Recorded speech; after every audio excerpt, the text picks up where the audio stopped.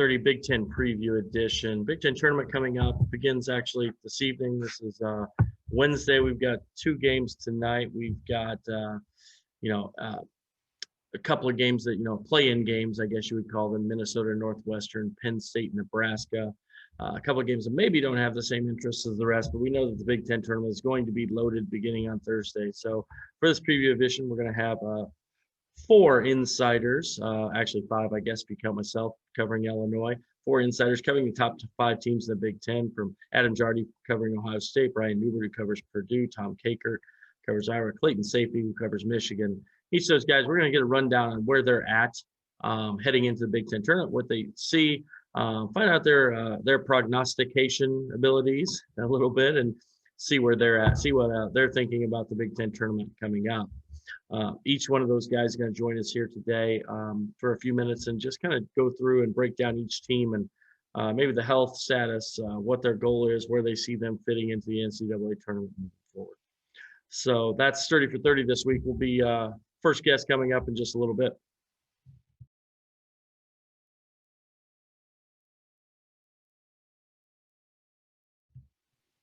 So as we look at Wednesday's games, tonight you've got Minnesota and Northwestern in the first game of the night, 5:30 p.m. Central Time, 6:30 p.m. Eastern Time on the Big Ten Network. You got a couple of teams. Northwestern, of course, started off with the hot start in the Big Ten with a couple of key wins, and then kind of fell off, losing a bunch of games in a row, really struggling. Minnesota also started well in the Big Ten with a couple of wins, actually had a nice win over Michigan early, and then just fell apart down the stretch, finished 13th in the league. They've got a couple really nice players. Obviously, Marcus Carr's really good, but I think that's a kind of a good matchup, though, in the sense that you don't know which team's going to show up for either one of them. They've been pretty inconsistent. The other game, you're Penn State, Nebraska, Wednesday night. You've got Penn State, who is a team I think is probably better than their record indicates. They played tough against some really good teams. They played Michigan a 4-point game. They were up 19-4 in Illinois, if you recall, in that first meeting. And so they play Nebraska. Nebraska, of course, has played more cohesively, I think, since Teddy Allen left, but don't have the physical talent of the other teams in the Big Ten at this point. So they definitely have some a ways to go before they're able to compete at the top of the conference. And that plays into the 4 games on Thursday, which I think are going to be really intriguing matchups. And looking forward, starting with Michigan State and Maryland, then the winner of the Minnesota Northwestern game will get Ohio State. We know that they've already beat Ohio State, Northwestern. So then you've got Indiana and Rutgers, and Illinois would get the winner of that game. And then the Penn State-Nebraska winner will take on Wisconsin, who is really struggling down the stretch here. I mean, they've played some good games, but just haven't found a way to win. So really intriguing set of matchups tomorrow. Really looking forward to that day. Of course, the Big Ten tournament this year is likely, when you get to the final semifinals on Saturday, even the quarterfinals on Friday, just an amazing set of matchups. I mean, you could have another Michigan State-Michigan rematch. You could have Purdue and Ohio State. You could have Illinois, Indiana, or Illinois, Rutgers. You could have Iowa, Wisconsin rematch, and that was a great game on Sunday. So this Big Ten tournament is going to be a lot of fun, for sure.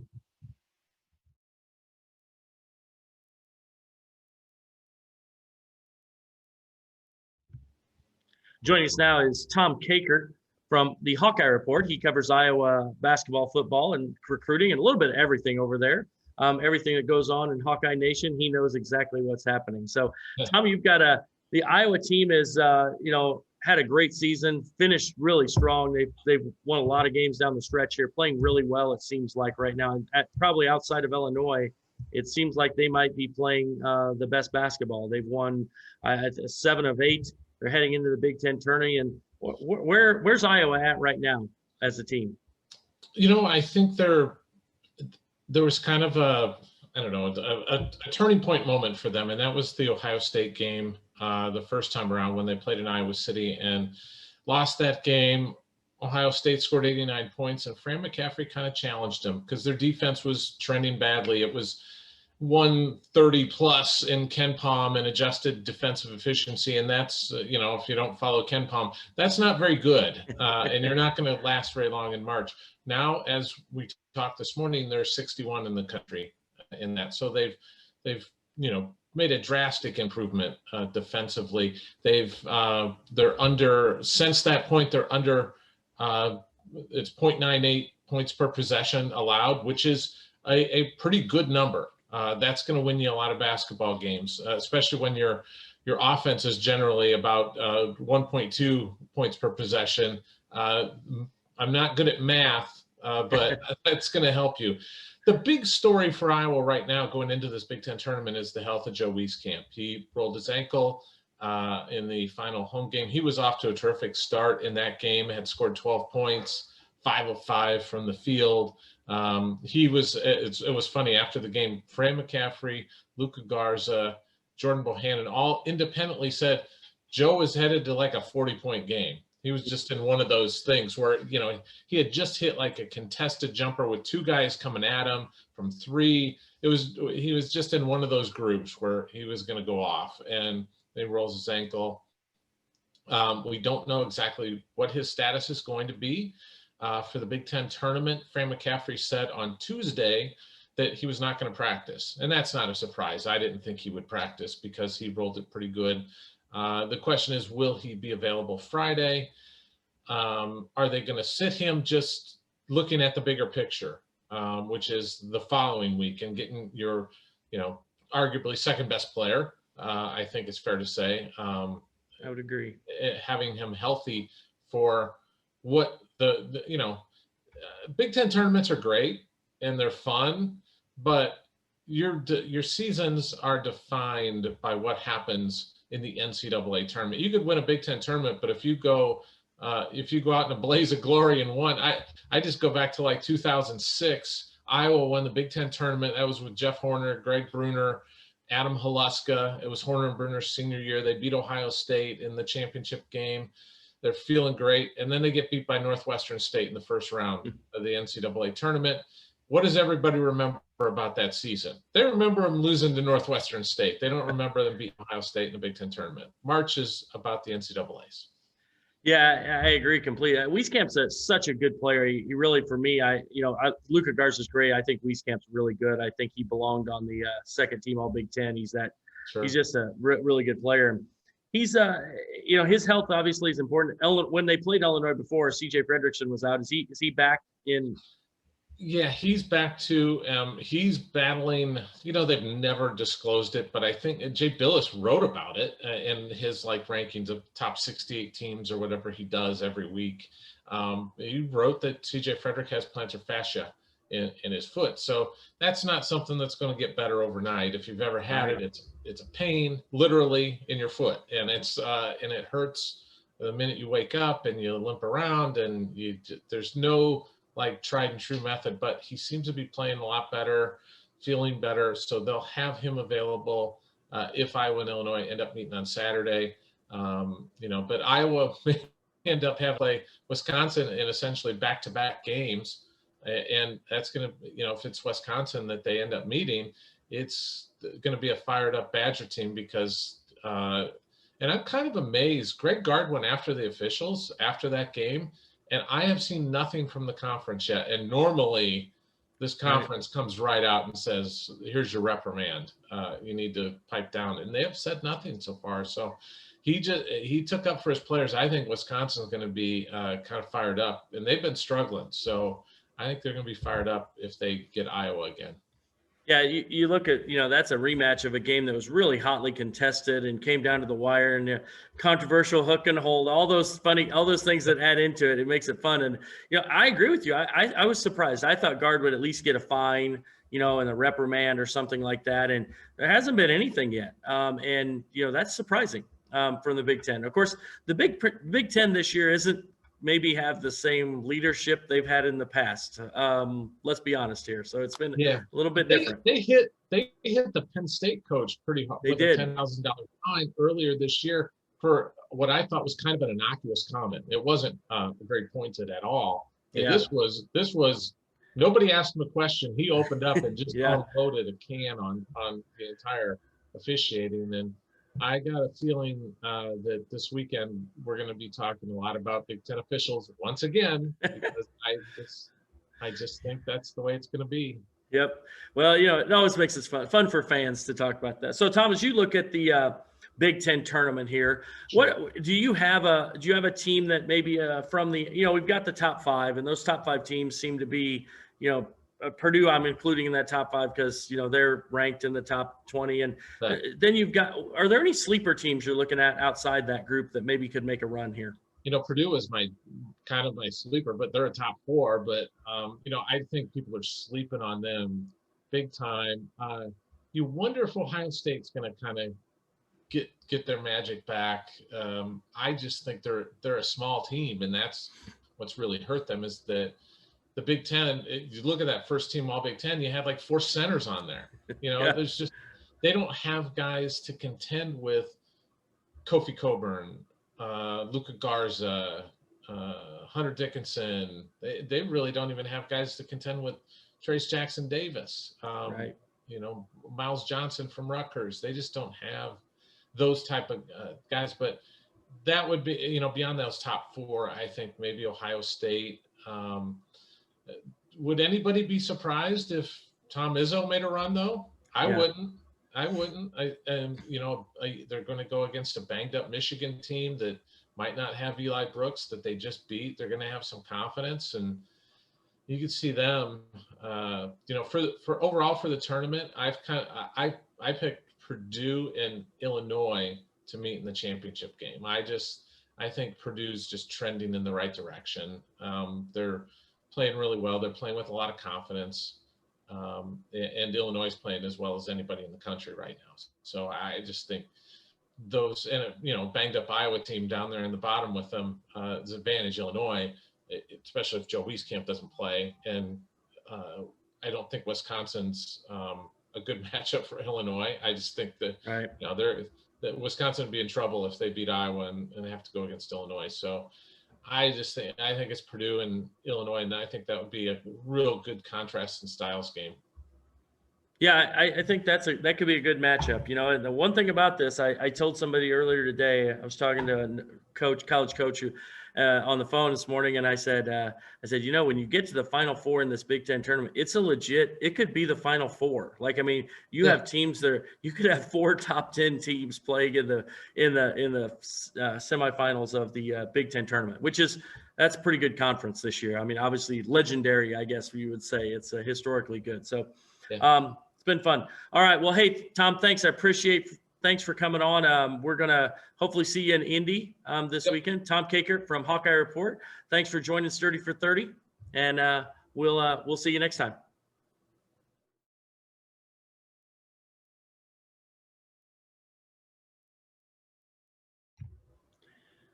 Sturdy for 30 Big Ten preview here with Adam Jardy of the Columbus Dispatch. He is the expert in all things Ohio State, and he's going to talk to us about Ohio State basketball. Now, Adam, I have to ask a question. Ohio State is lost 4 in a row, but they might be the most dangerous team that's lost 4 in a row that I've seen when you consider who they've lost to, how they've lost, and it seems like they're a team that probably is pretty hungry heading into this Big Ten tourney. Yeah, I think that's an accurate assessment of them. And you're right. It's hard to know exactly how much to make of a 4-game losing streak where you lose by 5 to Michigan, you lose by 4 to Michigan State, and you lose by 5 to Illinois. Those are all really, really solid teams. And they've played some good basketball in these stretches, just haven't gotten the results. And I think, if you're Ohio State, you're certainly hoping that you can harness that in a positive way where you say, you know what? We are better than these results show. Let's go out and actually win a game. And I think they're going to have an opportunity to do that with whoever they get in that first round matchup. Yeah, they're still ranked in the top 10 of the country. They're still ranked in the top 10 in KenPom. They're still ranked. I mean, the numbers still love them, in the sense that they're going to be a top 2. And I guess they could slide to a 3. It's possible. But, I think they're definitely locked into that 2-3 line. And so that's a really good team, but yet sometimes we look at them as being a team that lost 4 in a row. We forget about them, and the crazy part about it, they're a top 10 team nationally, but they're the fifth seed in the Big Ten. What's that say about the depth of this conference? Yeah, it's wild. Like you said, they're on a 4-game losing streak, and they're still the number 9 team in the country, and they're still a 2 seed. it does require a little bit of perspective. You're right, because they do have some really impressive wins this season, and then you're sitting here talking about them being a 5 seed in the tournament despite being 9th in the country. I mean, like, those numbers it doesn't add up. Like, that doesn't happen in a normal year. So it is very strange, and it does tell you just how well regarded the Big Ten is from. I don't want to say top to bottom, because I don't think people are going. I'm not going to sit here and blow smoke at people about Nebraska or Northwestern or frankly Minnesota, for the last 2 months. But I think it does tell you that at the top of the Big Ten, there are legitimate national championship contenders, and Ohio State had the misfortune of facing most of them down the stretch. Yeah, how is Ohio State? I mean, it seems like are they a pretty healthy team right now? I feel like they've got everybody back and kind of on the same. I know they had some guys miss some games, whether it was a concussion or whether ankle, whatever it was. It seems like they're healthy now and ready to go. They're getting there. I have concerns about, like, if this team were to try to put together a run of 4 games in 4 days. I don't know some of these guys how they could physically do it. They do have a few guys, like Kyle Young is still missing days of practice here and there. Seth Towns is missing days of practice here and there. Justice Suing has been dealing with a groin injury. CJ Walker is still playing with torn ligaments in his hand. So some of these things just won't get better until they can take a couple of weeks or a month or however long they need off.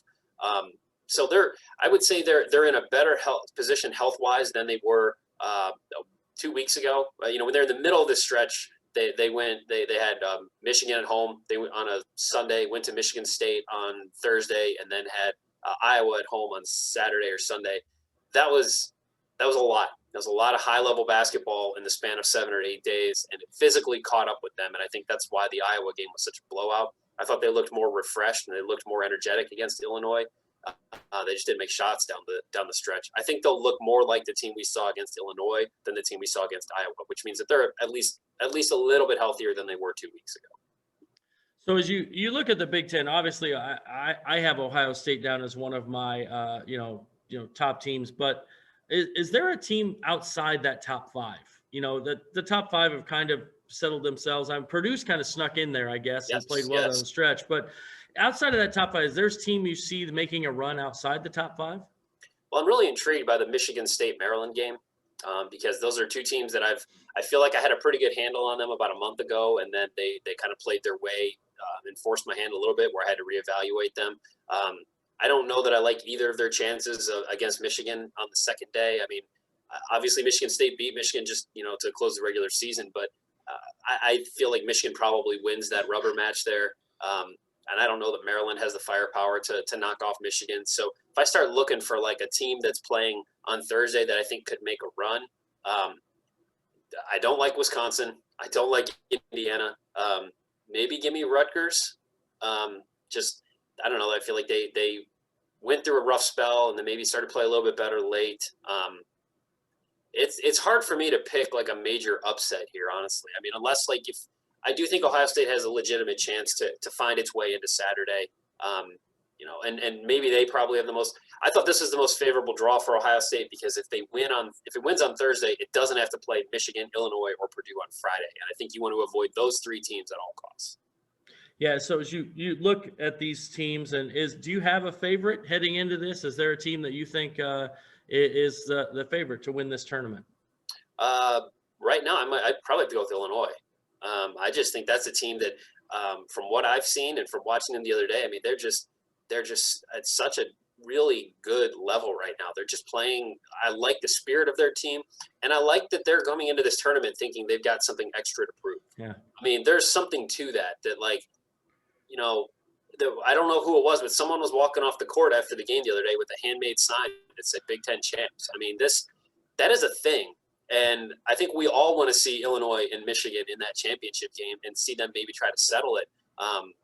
But I like the way they're playing. I like the fact that they played so well without Io, and then he comes back and then they win in a gritty way down the stretch against a desperate Ohio State team. So they would be the team I'm looking at. And as an aside, give them both the championship this year. Why are we not talking about the fact that you could just name them both Big Ten champs? Because they both have legitimate reasons to be the Big Ten champ. And I'm very firmly on the bandwagon that Illinois at least deserves a share of it.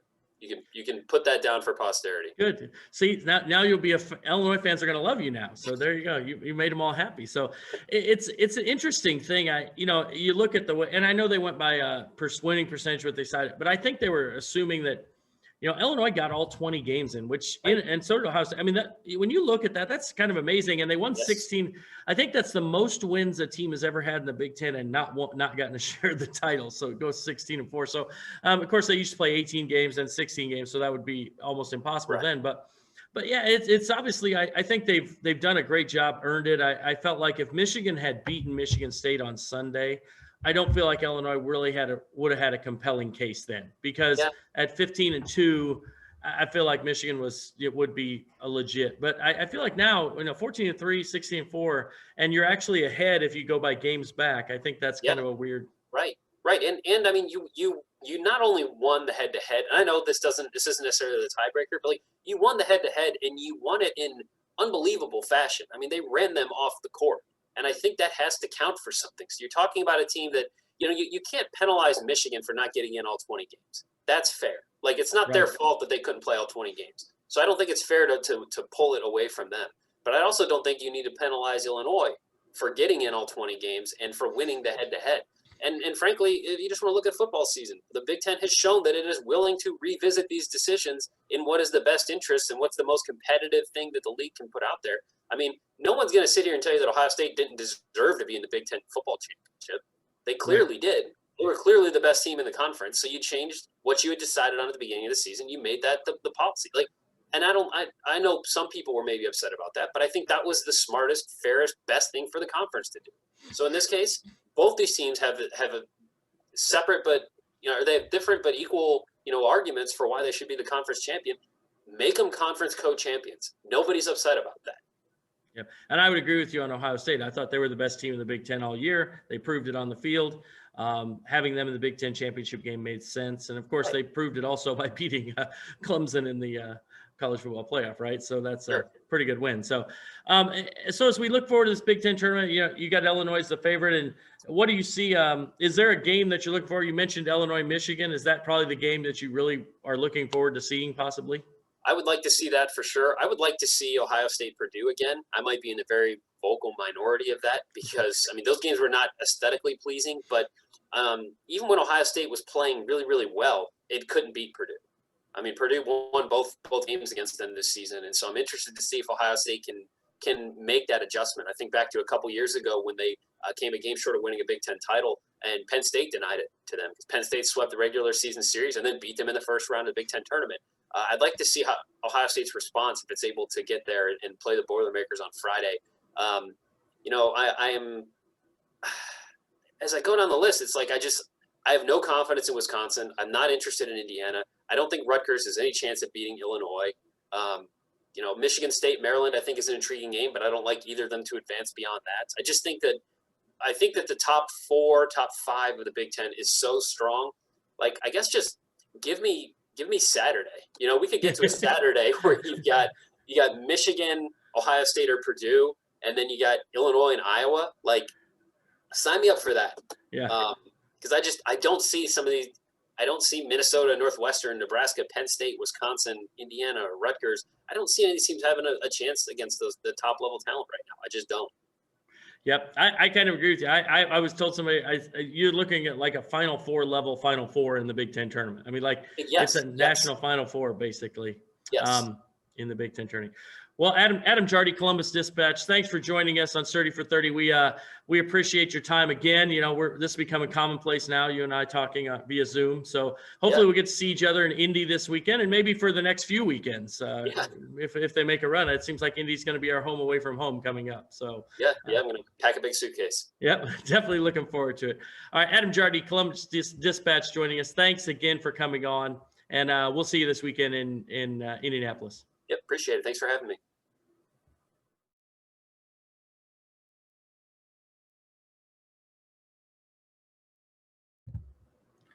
Joining 30 for 30 now is Brian Neubert of Black and Gold, goldenblack.com. Purdue Rivals. He does it all. He covers Purdue football, Purdue basketball.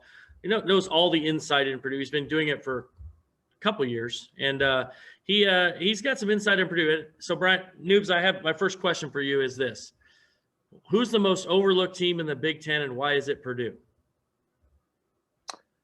I don't know if they're overlooked so much anymore. They took advantage of a pretty manageable schedule down the stretch. They played a lot of their hardest Big Ten games up front. They went to Illinois, they went to Iowa, they went to Rutgers right out of the gate, and I think that really benefited them through the course of the year, to where they got better from that. They were able to win at Michigan State, they were able to win at Ohio State, and then they were able to play some of their best basketball at the end of the year. Obviously, of their last 5 wins to close the regular season, one was at Nebraska, one was at Penn State, one was at home against Indiana. Those are obviously 3 teams that are sub 500 in the league, but they still beat Wisconsin at home. They still won at Michigan State after Michigan State seemed to channel something after they got their doors blown off at Iowa. So that was a good win too, but they didn't get the Illinois, they didn't get the Michigans, they didn't get the Ohio States down the end of the regular season schedule.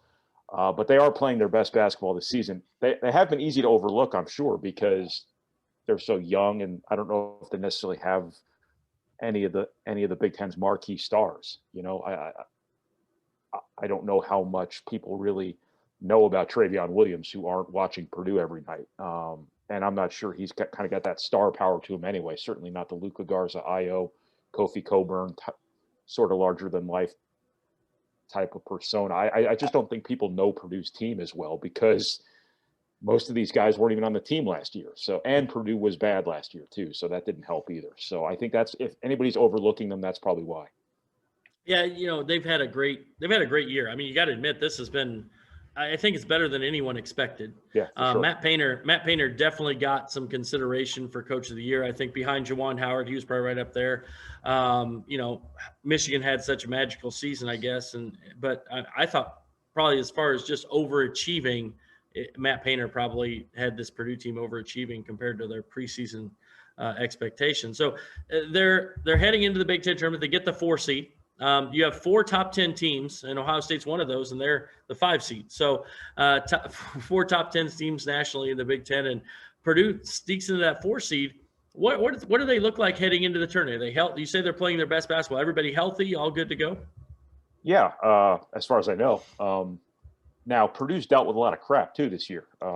Before the season started, Eric Hunter hurts his knee. He misses the start of the year. Jaden Ivey comes up with a foot problem after the very first game. He misses 5 games. Sasha Stefanovic gets COVID mid-season, misses 3 games, then isn't the same for a couple games thereafter. These are really important guys. Before the season, Ethan Morton, who was going to be a really big contributor for them, one of their freshman guards, got mono. In a COVID year, he gets mono. Go figure. So they're finally whole, and they finally had some continuity here. So I think that's probably mattered. But I think it also comes down to their freshmen. I think their freshmen are all settled in now. They're all in a position where they can be as good as they can be. And that's kind of what, perhaps what people don't understand about Purdue this year either, is that Purdue tends to get this kind of perception, rightfully so sometimes, but they have this perception that they always do more with less. Well, that's not the case this year, because Purdue's freshmen are as talented as any freshman class in the Big Ten, if not more so. I think Purdue has top third of the Big Ten type of talent this year. They have better players in Indiana. They have better players in Michigan State. They have better players in Wisconsin. I think they're right up there with Iowa. They don't have the experience a lot of those teams have. I don't think they have an Iowa. I don't think they have a Kofi necessarily. I don't think they have Michigan's talent quite yet, but they're right up there with some of those teams.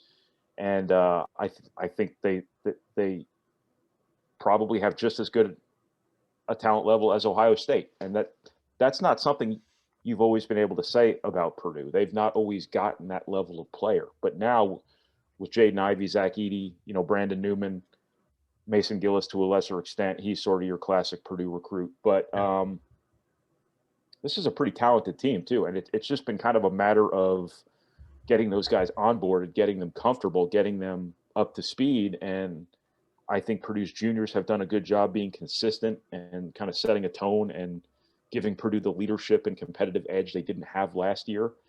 And once the freshmen all got to a place where they could play their best basketball of this season, that's kind of where Purdue is right now, and that's why they're trending upward at the exact right moment. Yeah, I wrote about them this week. I actually called them the baby boilers, kind of back to the freshman team back in, with Hummel and those guys, Hummel and Moore. And this is probably the most talented class they've had since then, wouldn't you say?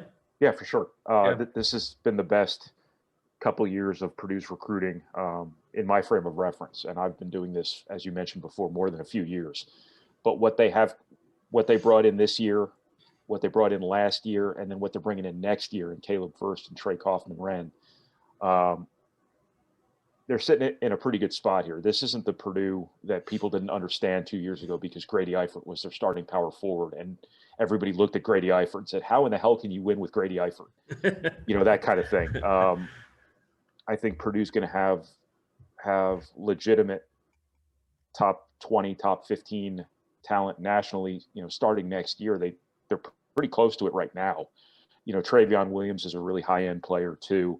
But this freshman class, I don't know how long they're going to have all these guys. Jaden Ivey's a pro. I think Zach Edey's a pro. On what schedule they work on, I have no idea. But Purdue's got some really good young players in its program right now, and some more coming in next year.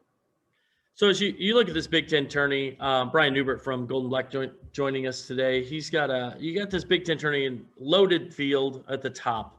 Is there anybody from the bottom any games you're looking forward to, or teams that you think could make a run out of that bottom group? Basically 6 through 14. The top 5 seem to be pretty set, but those 6 through 14. Yeah, I would say Rutgers. I would say maybe Wisconsin. I don't think any of the teams playing on Wednesday are.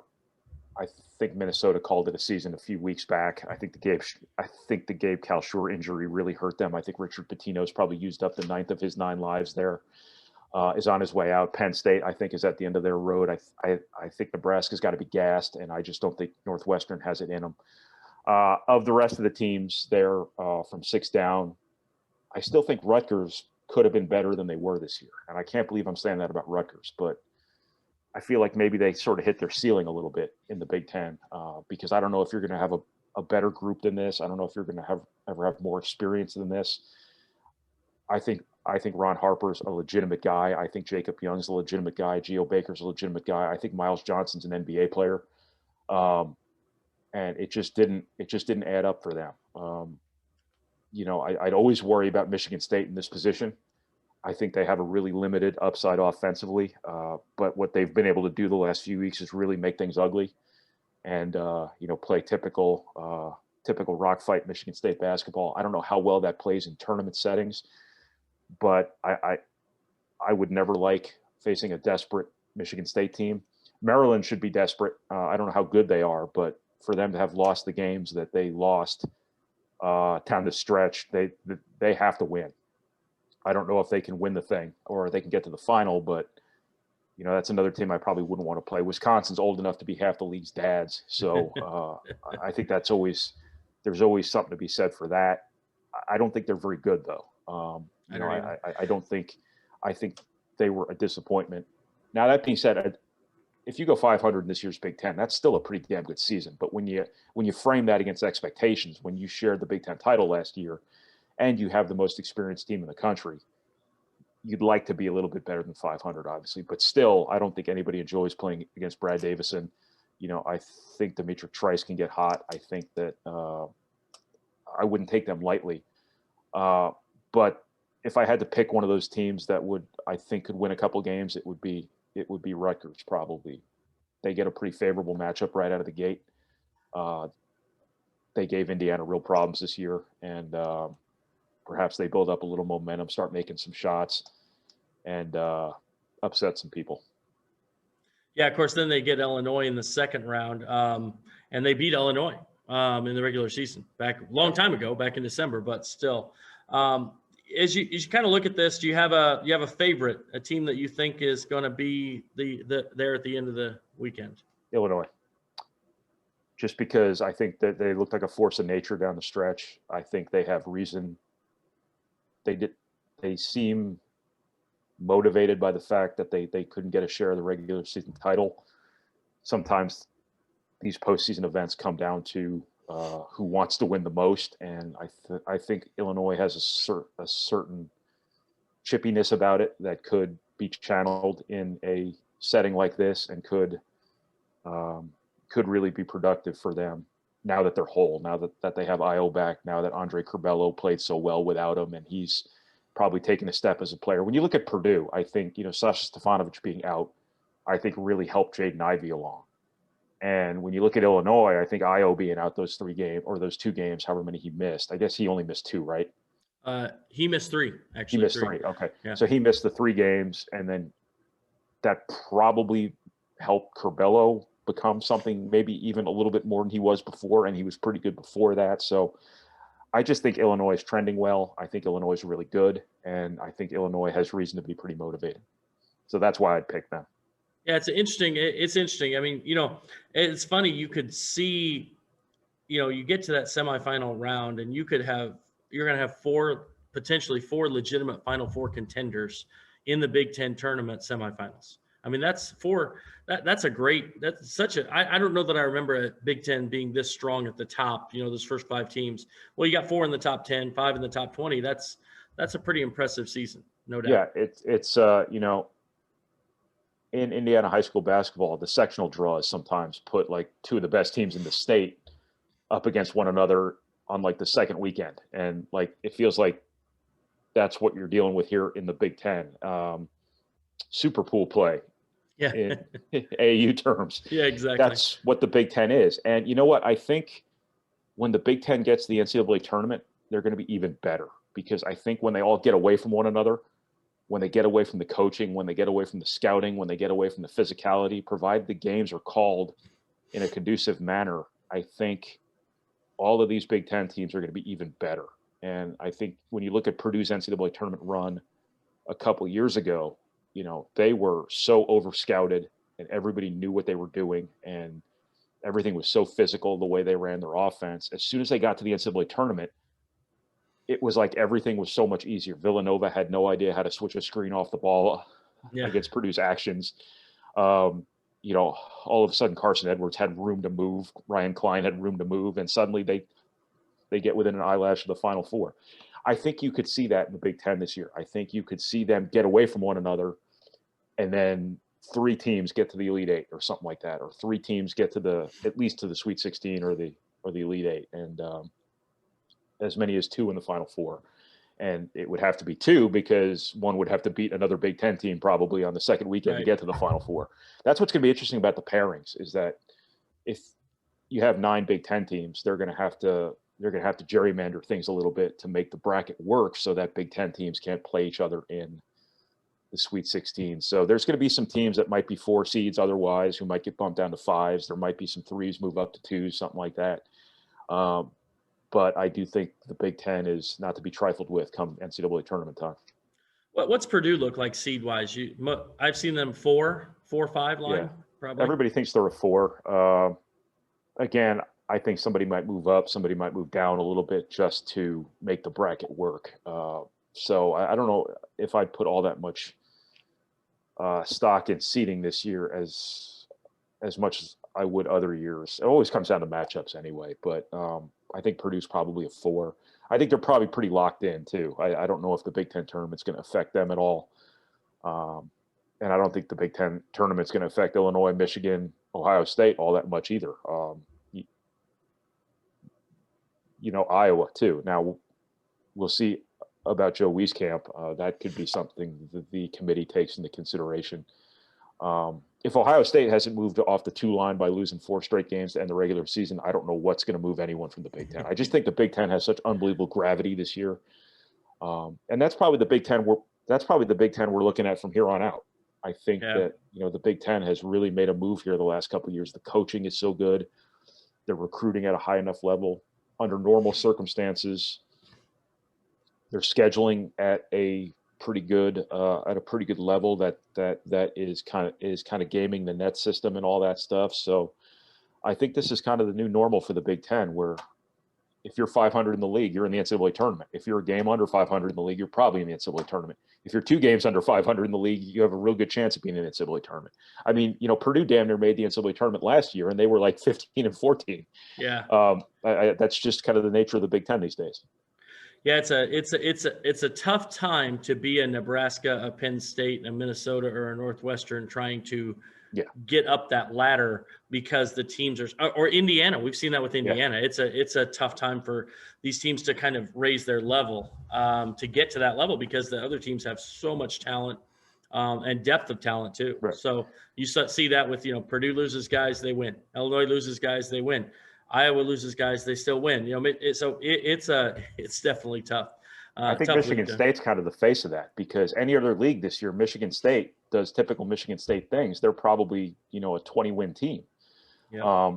Even though I don't know how good they are, but it's just really hard to be young in the Big Ten. And that's sort of what makes Purdue's season a little bit extra impressive, is that not only did they have the success they had it against the competition they had, and they also lost their most winnable game on the schedule to COVID, the home game against Nebraska. So 13-6 is essentially 14-6. But I think Michigan State's kind of the face of this was just not a good year to be down.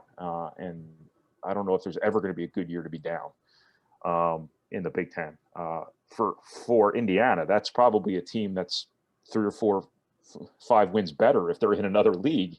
Yeah, but it's just kind of the nature of it. But it also comes back around, because I don't think anybody's expecting you to have to win 18, 19, 20 games in a year like this to make the NCAA tournament either, because of the context of what you're playing against. Right. So it is just kind of a fascinating dynamic, and the days of having to win 20 games to get in the NCAA tournament are long gone, because now, as I said, Purdue was 15 and 14 last year going to the Big Ten tournament. They were still very much on the bubble.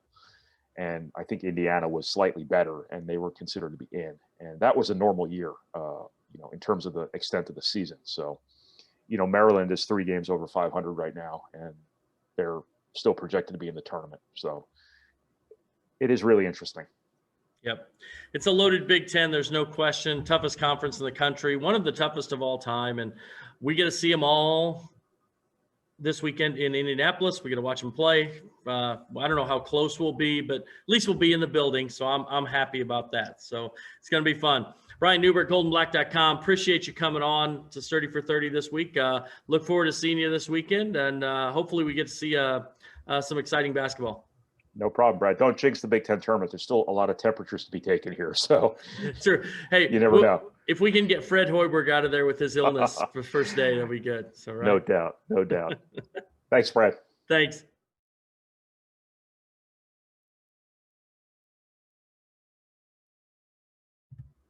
Next guest today from the Michigan Rivals site, the Wolverine, we've got Clayton Sayfie, who is joining us to talk about the Michigan Wolverines, who are the top seed in the Big Ten tournament coming up. They're coming off actually a loss to Michigan State, where they had a little bit of a tough situation with a couple injuries. Where are they at health-wise heading into the Big Ten tournament, Clayton?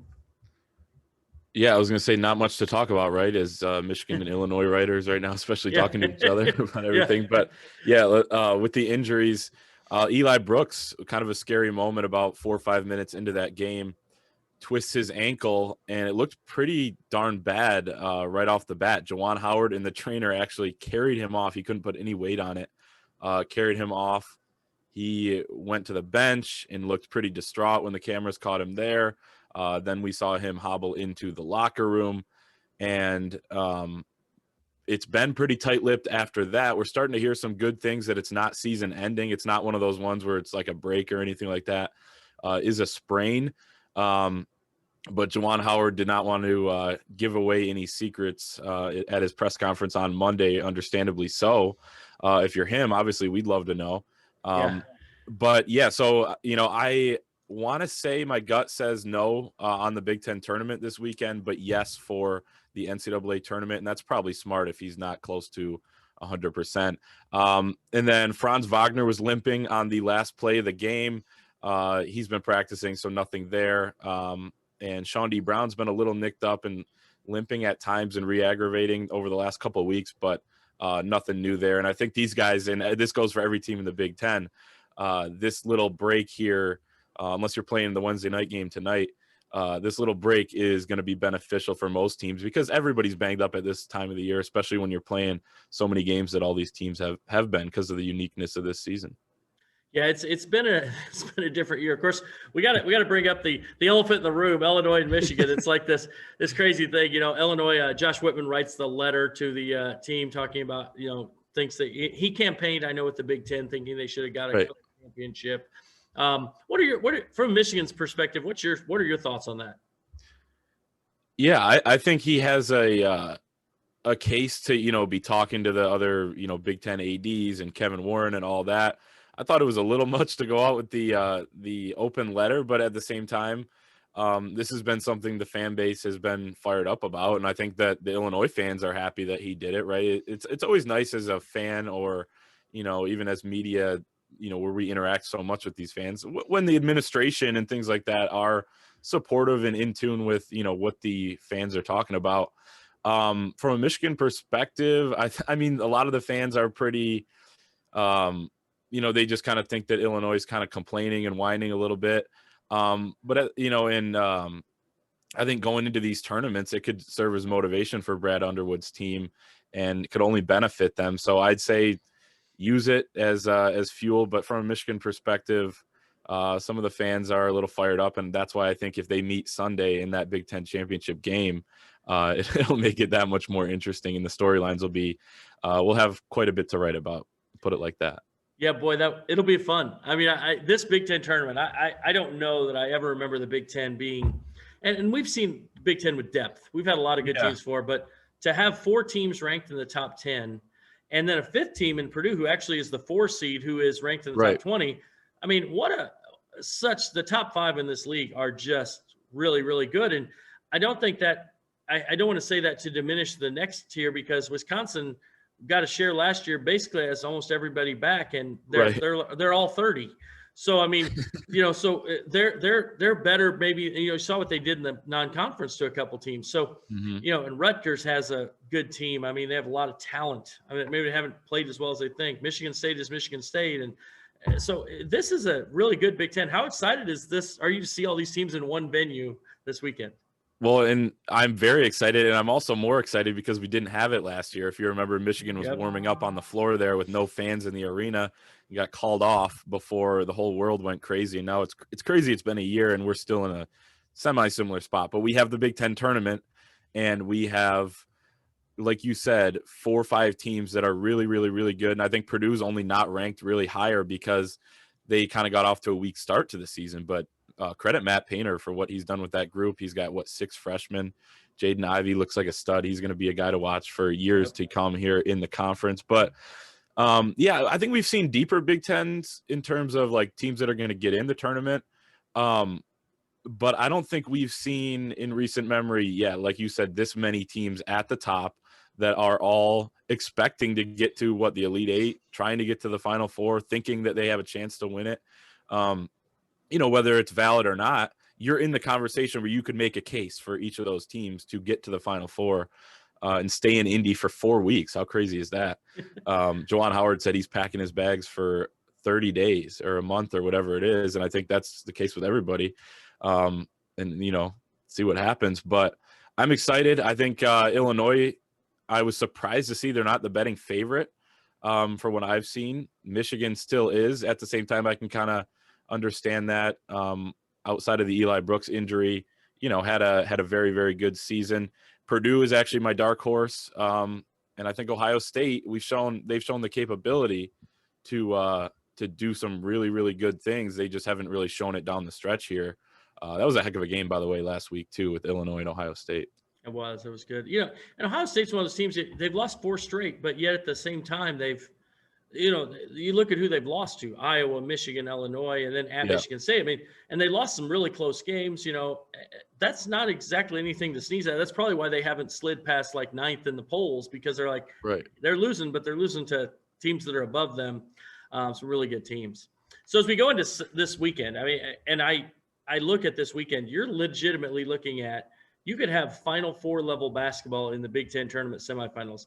I Yeah. mean, potentially, whether it's Ohio State or Purdue playing Michigan and Illinois and Iowa in that second game Saturday. I mean, it's amazing. What a great atmosphere that is. I mean, I think that's why they had to have the Big Ten tournament this year, just to get these matchups and to get this kind of national. It's going to be national publicity too. I mean, everybody's going to be watching this because these teams are so good. Is there anybody else that you look at? Maybe Michigan State obviously beat Michigan. Is there what are the Wolverines saying about getting another shot at Michigan State in that first round?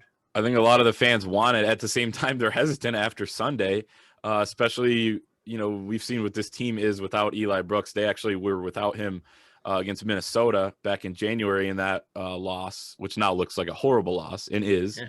But Minnesota was playing a little bit better back then. And then, we saw them without him for the last 35 minutes. At the same time, the rest of the team did not play well until the end, until Hunter Dickinson and Franz Wagner started to turn it up at the end and get Michigan back in that game.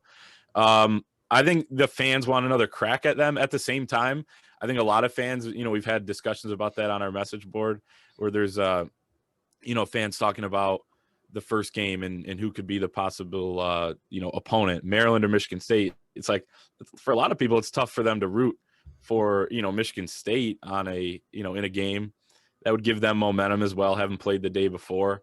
At the same time, I think a season split between Michigan and Michigan State feels like a negative, feels like a loss for Michigan this year just because of how much better they've been throughout the entire year. But as far as Michigan State and their chances of making a deep run this weekend, this may come back to bite me, but I don't think they have a ton. I think that they're a team that can beat anyone, but I don't know if they're consistent enough to sustain that for 4 straight games. But at the same time, crazier things have happened, and I'd put them in the conversation to get to the semis at least.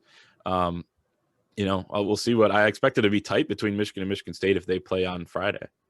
Yeah, both those teams defend well. Michigan and Michigan State both kind of play, and Izzo wants it to be kind of, what do they call it, the Big Ten rock fight kind of thing, where it's a low-scoring kind of grinder of a game, and he's going to run some ISOs to Langford and Henry and just kind of let it be a physical affair if he wants to do that. As you kind of look at Michigan, though, Big Ten awards came out.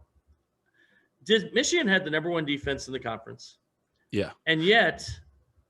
You look at the Big Ten all-defensive team. I actually had Wagner as my defensive player of the year because I felt like his versatility defensively. You look at his box score plus minus. You look at the defensive efficiency when he's on the floor versus when he's off the floor.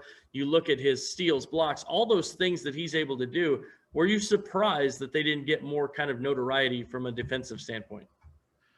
Yeah, I thought there was a good chance. So I think Eli Brooks deserved to be on the all defensive team as well. And then I also kind of, if I had a ballot, I probably would have put in Franz Wagner on the defensive player of the year as well, because I think he's that disruptive at the wing spot, especially in a league with so many good guards and wings that he has taken away. I'm not surprised that Brooks didn't make it on the all defensive team, because I think a lot of these voters, I think this was just the coaches that do the defense. Yes. Probably don't watch as many games outside of just watching film and their own games.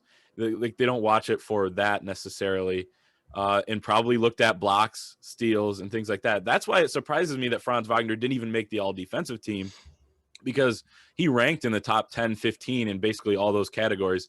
Plus, you look at plus minus, you look at defensive rating on KenPom. I think he's number 5 in the country, or top 10 at least, depending on where it's moved. I know I looked at it about a week ago. So I was surprised that he wasn't honored at least in some form or fashion. But Trent Frazier, I think, was deserving. Some of those guys were deserving to be on there, but I think you had to find a way to put him in at least that top 5. Yeah, I agree, and I was kind of shocked. I was surprised that he wasn't. I was shocked that he wasn't on the team, and I thought he had a good chance to win the award. So yeah. Maybe Illinois got their motivation headed into the tourney. Maybe Wagner has his now. Nobody's gonna score. So. I was gonna say we actually get him on a press conference here in a couple hours, and I'm planning on asking him, was he surprised, and is that going to be motivation for him? And I'm sure he'll downplay it a little bit. And they have other motivations. Obviously each team, they just want to win for themselves. But at the same time, I think a fired up player, other guys probably around the league have felt snubbed. You kind of see that sometimes in the Big Ten conference tournament. I remember Derek Walton was like third team all Big Ten a few years ago, and he felt like he should have got first team, and it kind of motivated him. They ended up winning the Big Ten tournament. Obviously, other factors at play. You want to win that. They actually got in a plane crash before that tournament, and they kind of were playing with house money at that point. Just lucky they were there. But yeah, that's kind of interesting, and that's why I love the Big Ten. When I came on last week, your podcast, we were talking about the little beefs and the little things that kind of make the Big Ten so fun. This is just another one of them. Yeah, I remember that game. Actually, I think they played Illinois in their practice. Yeah. So I remember that. Yeah, that was, it's like you can't even, there was kind of signaled some problems there in the Illinois program at that time. So right. So as you look at do you have a favorite? Do you have a game you're looking for? I mean, obviously maybe it's Michigan, Illinois on Sunday, but is there a favorite to this tournament that you think is playing maybe the best right now, or your pick? I think Illinois is playing the best. 12 out of 13. I would like to see Illinois-Michigan match up in the championship if they both can get there. Like I said, Purdue's kind of my dark horse, or Ohio State. I would be excited to see a Purdue-Ohio State game on Friday if all goes according to plan. I think that will be the matchup. Man, what about you? Who's a team that doesn't have a double bye that could win this thing? I guess Ohio State. We've talked about maybe outside of the top 5. Do we think like a Wisconsin could turn it on at some point? So I think Wisconsin's a really bad matchup for Illinois. I mean, Illinois has just really handled them easily, even without Io. And Trice had to go nuts for them to even make the second game competitive. That was insane. Yeah. But I think Wisconsin actually doesn't match up poorly with Iowa, especially if Wieskamp's out. If Wieskamp can't play, I think they could maybe win that game. And then, so they would be like one, maybe if Rutgers then somehow pulls an upset over Illinois, and then you've got a Wisconsin-Rutgers. Maybe Wisconsin could get there. They're old. I mean, these dudes are. I mean, and maybe they can't play 4 days in a row because they are old. I don't know. Do you get worse? Like when you're as old as me, maybe that happens. Maybe not as old as them, but no. But I look at them. I don't think they're that good, but they're also a team that if they shoot the 3 well, they can hang with people. And so I'm not sure they're there. Rutgers is a team that I think has a lot of talent. When you look at Young and Baker and Harper and Johnson, those are 4 pretty good guys. And Mulcahy makes everybody else on the other teams mad. So you've got kind of that role player guy who's kind of the anger, makes everybody angry. Defend. So they do guard, and they've kind of been a disappointment, to be honest. They've lost some games I didn't expect. So I don't know. I don't see any of the bottom 4 teams making a run. Michigan State, you mentioned earlier, they'd probably be one that could maybe get to the semis or something. I just don't think they can put together, like you say, 4 games. They haven't been consistent enough to put together 4 games. And I agree. Same thing with Maryland there. I mean, they can beat anyone. Obviously, they've started to defend the last month or so. But Mark Turgeon, man, he just has a way of blowing things. Yeah. They find a way to not be as good as you think they are. So, exactly. There should be. Yeah, I was one team. I was also playing really well. The Wieskamp, I think Wieskamp's their second best player behind Garza, and he also does it on the defensive end. So I think losing him, if he's not able to play, and they're not sure, he's not practicing, obviously, and he was in a boot on Sunday. So if they don't have him this weekend, and maybe they're looking at it like, hey, we're a 2 seed in the NCAA tournament. It doesn't matter whether we play Wieskamp this weekend and have him re-injure it. So they would be a team that I don't know. I think when they're healthy, they're really good they're so good offensively. They've actually started to guard people now, which they've gone from like 150 in Ken Palm defensively to 61, which although 61, I mean, no team's gone to the Final Four being outside the top 50, I think, ever. But at least they're in the mix now. At 150, it was like, they're not even in conversation. Well, if you're in the 60s now, that means you're probably playing closer to 40 or 30 to get yourself. So, I mean, I agree with that. And I've seen them play some better defense. I think it's going to be really, really interesting. I actually do have Michigan losing to Purdue, though, if Eli Brooks is not available. I'm not sure how motivated this team is going to be for this tournament, but at the same time, you lost 2 out of 3, so something's got to wake you up.